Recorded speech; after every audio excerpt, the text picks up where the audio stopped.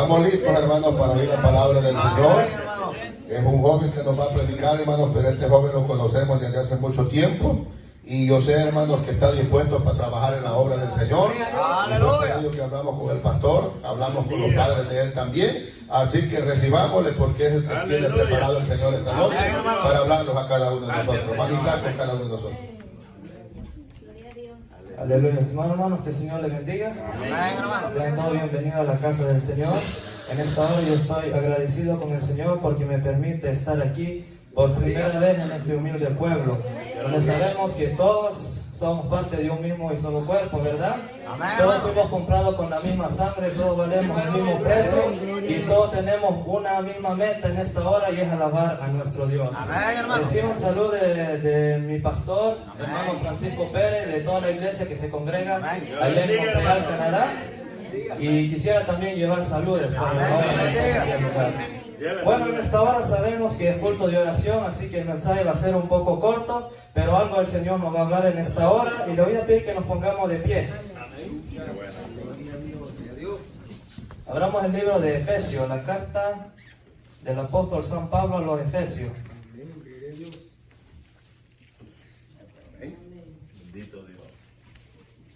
Efesios capítulo número 4. Amén. Gloria a Dios. Vamos a esperar que todos lo tengamos para que todos podamos leer esa porción de la Escritura importante en esta hora. Gloria al Señor. El libro de Efesios se ubica ahí en el Nuevo Testamento, después del libro de Gálatas, antes del libro de Filipenses. Efesios capítulo número 4. Gloria a Dios. Hay poder en el nombre del Señor, ¿verdad? En esta hora la honra es para Él. Aleluya. Y vamos a leer esta escritura honrando al Padre, al Hijo y al Espíritu Santo. Versículo 27. Gloria al Señor. Ni deis lugar al diablo. Amén. Gloria a Dios. Amén. Amén. Ni deis lugar al diablo. El tema de hoy va a ser un antídoto en contra de las artimañas del diablo. Porque aquí se nos habla de un enemigo, de que por cierto el Señor Jesús ya lo venció, ¿verdad? Lo venció ahí en la cruz del Calvario. Él pensaba que lo había ganado todo, pero ahí fue donde él perdió. Porque se nos dice, ustedes saben muy bien lo que ha sucedido en Judea, de cómo Dios levantó a un profeta, Dios levantó a un varón, a Jesús de Nazaret, de cómo Él anduvo entre el pueblo, de cómo Él anduvo hablando y libertando a todos los oprimidos por el diablo. Antes era el diablo que reinaba, pero que vino alguien a quitarle aquel poderío. Y ese poderío es aquel que lo ha llamado a su presencia. Es aquel que un día le dijo, hijo mío, ven hacia mí. Si estás cansado y cargado, ven hacia mí y yo te haré descansar. Es aquel que ha prometido en todos los días estar con ustedes. Porque Él dijo, he aquí yo me voy a ser discípulos, bautizándolo en el nombre del Padre, del Hijo y del Espíritu Santo. Y aquí yo estoy con ustedes hasta el fin del mundo. Él no dijo, no un día, no 2 días, sino que Él dijo, hasta el fin del mundo. Por lo cual el tiempo de la promesa del Señor, el tiempo de los milagros, todavía no ha terminado, sino que todavía hay que creer que existe un Salvador Todopoderoso.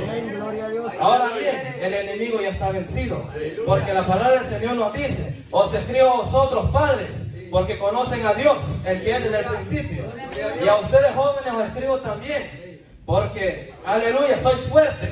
La palabra del Señor permanece en vosotros y habéis vencido al maligno. Esa es la promesa que nosotros tenemos. Dice, ya lo habéis vencido. Tiempo pasado. Pero ahora, el enemigo no está muerto todavía. Y por eso la Biblia nos dice, y no deis lugar al diablo. ¿Por qué? Porque el Señor ya lo ha vencido. Pero dice la palabra del Señor, el que persevere hasta el fin, ese será salvo. Es decir, que nosotros estamos todavía en este camino, tenemos un peligro de que alguien nos quiera apartar de este camino. Y por eso nos dice, no deis lugar al diablo. Ahora vemos de un personaje que solamente en 3 ocasiones en la Escritura lo vemos actuar. Primeramente en el jardín del Edén, como la serpiente. Segundo en el libro de Job, Cuando se dice la palabra del Señor, que los hijos del Señor habían venido delante de Dios y entre ellos estaba Satanás. Y la tercera ocasión que lo vemos actuar, Mateo 4, Lucas 4, donde nos dice que el Señor estaba ayunando durante 40 días y 40 noches. En el resto de la Biblia no lo vemos actuar. ¿Y usted sabe por qué? Porque la Biblia, el mensaje principal de la Biblia no es la obra del enemigo, sino que es la salvación tan preciosa que el Señor nos ha regalado a cada uno de nosotros. De cómo alguien antes tenía la mente de todos bajo un régimen donde cada quien tenía que pagar la misma culpa. Pero vino un sacrificio esencial, único, de cual este único sacrificio es esencial para toda la humanidad. Por lo cual, si hay alguien que lo quiere aceptar, es ese sacrificio que tiene que ir a ver. No hay otro.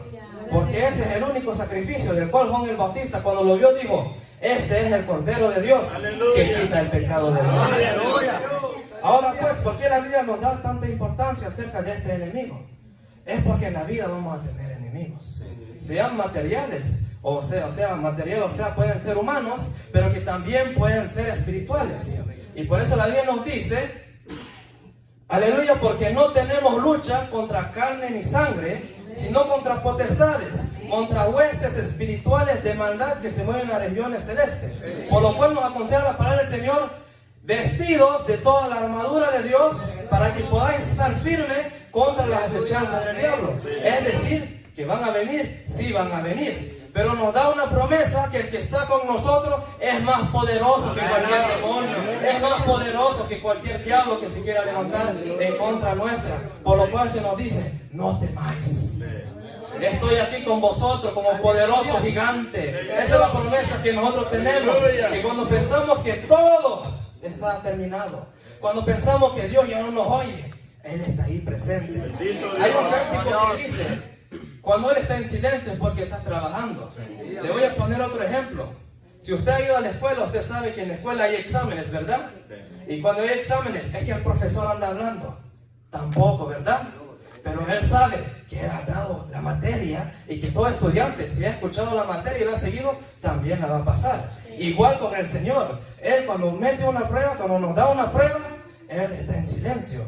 Pero Él sabe muy bien que la podemos pasar. Porque la palabra del Señor nos dice: porque Él no da prueba que nosotros no la podamos llevar. ¿Y quién más poderoso? Que es un Dios que todo lo sabe. Es un Dios que todo lo conoce. Él conoce nuestra dificultad. Él conoce cuál es lo que nosotros necesitamos en la vida. Pero Él quiere que nosotros se lo expresemos, ¿verdad? Y por eso es tan importante la oración. Porque muchos dicen: dame poder en la oración, pero no oran.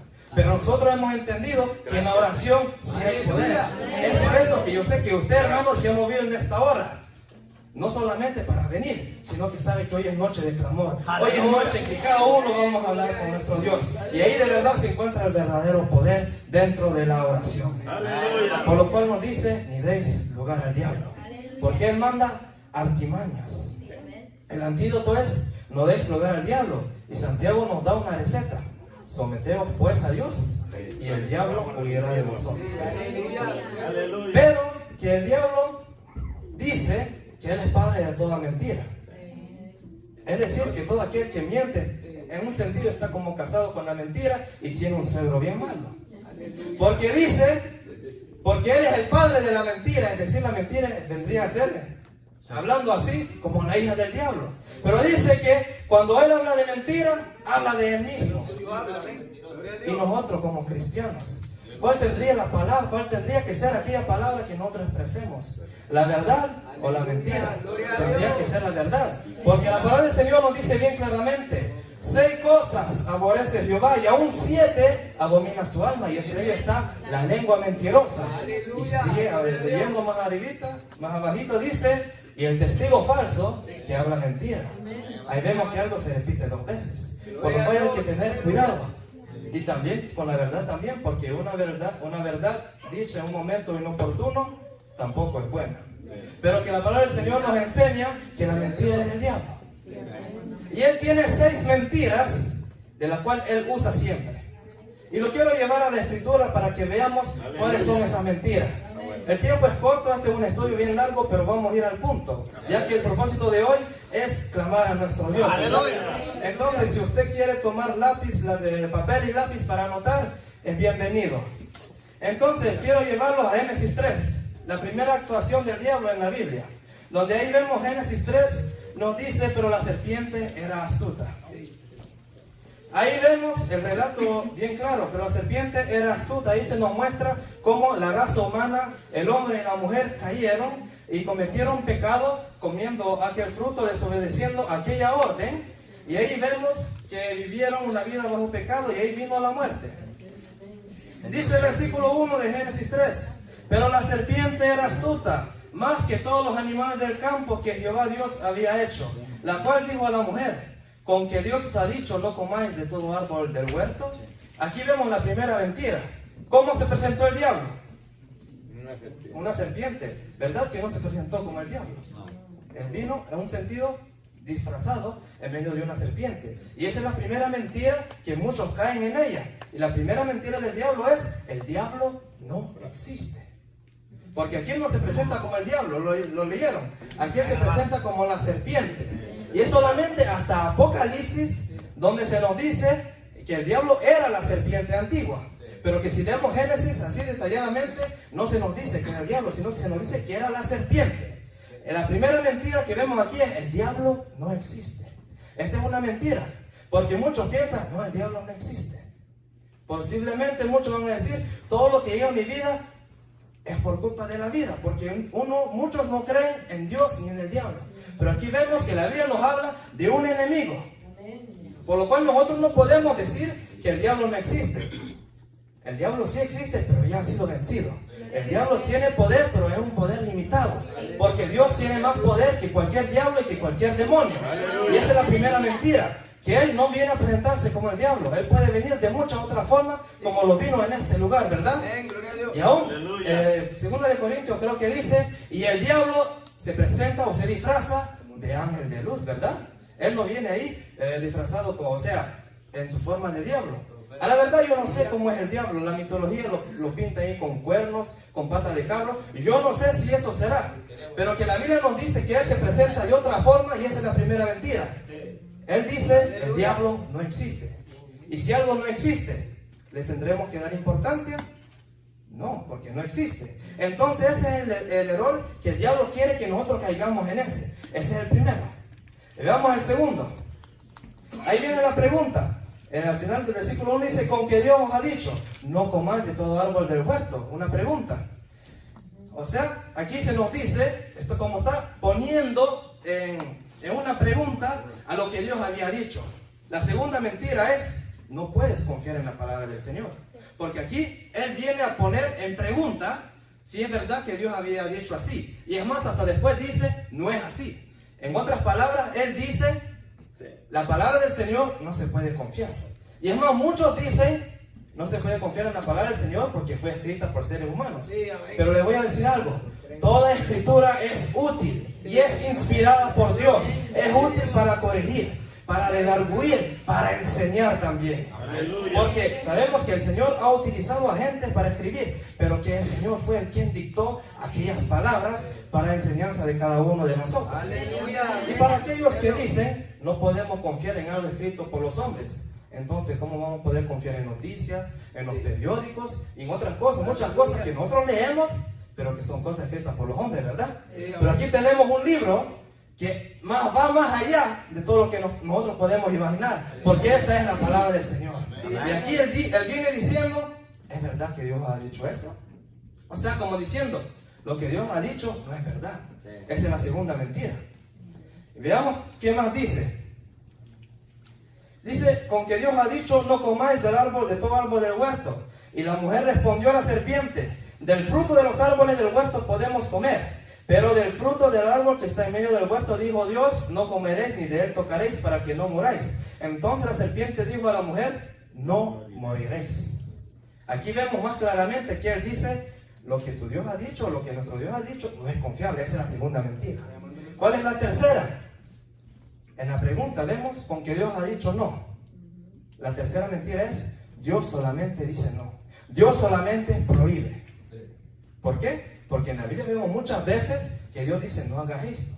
Pero ¿cuál es la razón?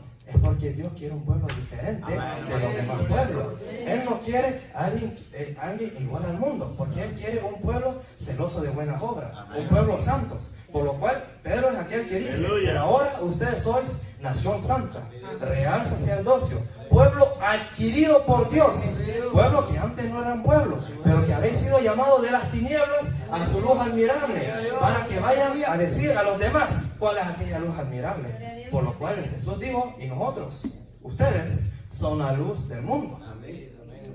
¿Por qué? La Biblia es nuestra luz, lámpara es a tus pies mi palabra.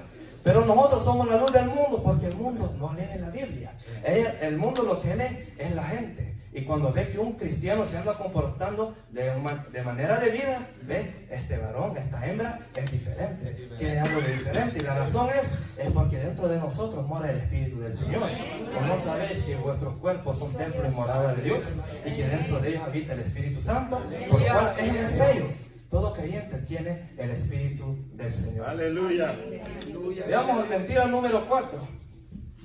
Entonces dijo la serpiente a la mujer en el versículo 4, no moriréis, sino que sabe Dios que el día que comáis de él serán abiertos vuestros ojos y seréis como Dios, sabiendo el bien y el mal. ¿Qué es lo que el diablo quiso decir aquí? Tú puedes ser como Dios. Es más, dijo que si ellos comían de eso, aleluya, él dice, van a ser como Dios. Pero Dios es un Dios santo. Y Dios no comparte su gloria con nadie. Es más, este varón que está hablando, el diablo que está hablando aquí, aquel también quiso compartir la gloria con Dios. Pero él quiso ponerse arriba de Dios. Pero usted sabe qué es lo que le pasa a todo aquel que se quiere poner encima del Señor. El Señor lo aplasta como un zancudo. Así como nosotros aplastamos a los zancudos, así el Señor aplastó al diablo. Y lo mandó allá. Porque dice, y yo vi a Satanás caer del cielo. Pero ahí él viene diciendo la cuarta mentira. Ustedes pueden ser como Dios. Pero nosotros somos hijos de Dios, ¿verdad? Pero no somos Jehová Junior, ¿verdad? Es una enseñanza que yo no sé por qué he entrado. Pero nosotros somos hijos de Dios porque Él pagó un precio por nosotros, primeramente. Segundo, porque somos creación de Dios Todopoderoso. Tercero, porque Él es el Padre de nuestro Señor Jesucristo y Él siendo el hermano mayor de todos nosotros. Pero nosotros no hemos sido engendrados por Dios, como algunos enseñan. Por lo cual nosotros no podemos llegar a ser como Dios. Pero la Biblia nos dice que podemos ser semejantes a los ángeles cuando pasemos a la próxima etapa. Pero como Dios, vuelvo y repito, Dios no comparte su gloria con nadie. Porque claro fue Dios, oye Israel, Jehová tu Dios, Jehová uno es. Esa es la cuarta mentira que dice el diablo. Tercero, aquí dice, volvamos al 4, dice, dijo la serpiente, no moriréis. En otro lado, si ustedes cometen ese pecado, no va a haber consecuencia. Esa es la quinta mentira. El pecado no trae consecuencia. Qué terrible es eso lo que enseña el varón, ¿verdad? Porque nosotros sabemos que no debemos que pecar. Puede llegar a veces que pecamos porque somos seres humanos, pero que el deseo primero es agradar a Dios en todo. Y si Él nos llamó para que seamos un pueblo diferente, entonces esa palabra no tendría que ser parte de nuestro vocabulario. Es cierto que a veces vamos a cometer en falta, pero ¿qué tenemos que hacer en esos momentos? Volvernos hacia Dios, porque Él es el único que puede perdonar nuestra falta y nuestros pecados. Por lo cual aún el siervo David, él decía, Señor, perdóname de mis pecados, aún los que yo no sé, los que me son ocultos. Aún lo que sin darme cuenta, de eso también líbrame. Entonces ahí vemos quinta mentira. Y la otra, veamos el versículo 6. Aleluya. Y vio la mujer que el árbol era bueno para comer y que era agradable a los ojos y árbol codiciable para alcanzar sabiduría. Tomó del fruto y comió y dio también a su marido, el cual comió así como ella. Aquí vemos que Él no se opone. En otras palabras, si tú te sientes bien hacerlo, hazlo. Esa es la sexta mentira. Entonces vemos solamente en este pasaje, vemos 7 artimañas que el diablo usa para tratar de hacer caer a aquellos que han creído en el Señor Jesús. Y por eso yo les digo, si el diablo quiere hacerlos caer, es porque ustedes valen una gran cosa delante del Señor. Y no valéis monedas, sino que ustedes valen la sangre, que es un precio de vida. Carísimos hermanos, ¿verdad? Que no es cualquier cosa. Posiblemente nadie hubiera querido dar la vida por mí, pero hay un Salvador que la dio por mí, y no solamente por mí, sino por toda esta humanidad. Por lo cual la invitación es, Aleluya. Negarse a uno mismo, reconocer que uno mismo no puede llegar al cielo por sus propias maneras. Gloria a Sino que Dios. necesita a alguien que lo lleve hacia aquel lugar. Entonces el mensaje es bien claro: no des lugar al diablo. Y el diablo ahí tiene sus artimañas. Aquí hemos visto 6. Lo voy a recapitular para que nos acordemos. Primeramente, él dice: el diablo no existe, es una mentira. Segundo, Dios solamente dice que él prohíbe, es una mentira. Tercero, no se puede confiar en la palabra del Señor, es una mentira. Cuarta, tú puedes ser como Dios, también es una mentira. Quinta, el pecado no trae consecuencias, también es una mentira. Y sexta, la más peligrosa: si te sientes bien, hazlo, también es una mentira. Porque la palabra del Señor dice: alégrate, joven, en tu juventud. Tome placer en los días de tu corazón, pero recuerda que sobre todas esas cosas hay un Dios que te está mirando. El propósito de este mensaje no es desanimarnos, sino darnos cuenta que hay un enemigo que quiere hacernos caer. Y que tenemos un Dios todopoderoso que va con nosotros. Aunque a veces parece que está como en silencio, pero que si hay una inquietud dentro de nosotros por ese silencio, es que Él está trabajando. Entonces, la palabra del Señor ha sido bien corta en esta hora. Este es un estudio que toma más tiempo, pero que el mensaje directo pues a veces es más claro, porque nos dice: ni deis lugar al diablo. ¿Por qué? Porque aquel que tendría que ocupar ese lugar es nuestro Dios. Aquel que tiene que ocupar el lugar primero en nuestra vida es nuestro Dios. Así que el mensaje de hoy es: no deis lugar al diablo. Ustedes van en carro, ustedes son especial tesoro delante del Señor. Por lo cual yo les digo: sigan adelante, porque hoy estamos más cerca del día en que hemos aceptado la verdad. Y el camino que hemos caminado no es en vano, sino que día tras día el Señor va haciendo la obra en cada uno de nosotros. Estas han sido mis cortas palabras, y que el Señor les continúe bendiciendo. Amén. Dios le bendiga. Bendito Dios. Gloria al Señor. Qué maravilloso es el Señor, ¿verdad, hermano? Que en esta noche nos ha dicho, hermano, que ese diablito ahí anda siempre tratando la manera, pero que no le demos lugar. Siempre tratemos la manera, hermano, de honrar, de bendecir a Dios, de darle la gloria, la honra y la alabanza, porque Él es el único que la merece. Siempre, como decimos, ¿verdad? Y decía nuestro hermano, el enemigo allí va a tratar la manera, en veces va a venir, bueno, en aquella ocasión vino por una serpiente, en veces en la vida en que vivimos va a venir por quizás por un compañero de trabajo, una compañera de trabajo, diciendo: ¿para qué vas tanto a la iglesia? Aleluya. Tenemos que entender que el enemigo está hablando en esa persona. Tenemos que entender, hermanos, que en veces allá en la escuela, pues en la universidad, donde quieran que los jóvenes anden, le dice: ¿para qué te preocupas tanto si Dios está en todo lugar? Mírame a mí, le dice: yo voy una vez al tiempo a la iglesia, yo estoy bien. Sí, aparentemente está bien, pero está mal delante de los ojos del Señor. Así que Dios que nos ayude, hermanos, para que podamos reprender toda artimaña del diablo, porque Él no se va a presentar, como decía nuestro hermano, por medio de una serpiente, sino que se va a presentar de muchas maneras. A Jesús se le presentó de una manera que Pedro le decía: mira, no vayas de vuelta a ese lugar, allá procuraron quitarte la vida, allá procuraron sacrificarte, no vuelvas a ir allá. Y Jesús le dijo: no, yo voy para allá. Y apártate, le dijo, porque aquí esto no está bien lo que me estás diciendo. Así que, hermanos, tenemos que tomar eso en cuenta siempre que servimos a un Dios grande, a un Dios de poder, a un Dios de maravilla. En veces, hermanos, el enemigo viene por muchas formas. El hermano Alonso Gómez, él decía de que había veces que él miraba algunas visiones y él decía, algunas veces dice: el diablo es el primerito que está allá en la iglesia, para ver si puede poner desánimo, puede poner desaliento y puede poner tantas cosas. Pero vamos a reprenderlo, el Señor que reprenda todo ese desfalo de espíritu, para poder, hermanos, tener una vida agradable ante los ojos del Señor.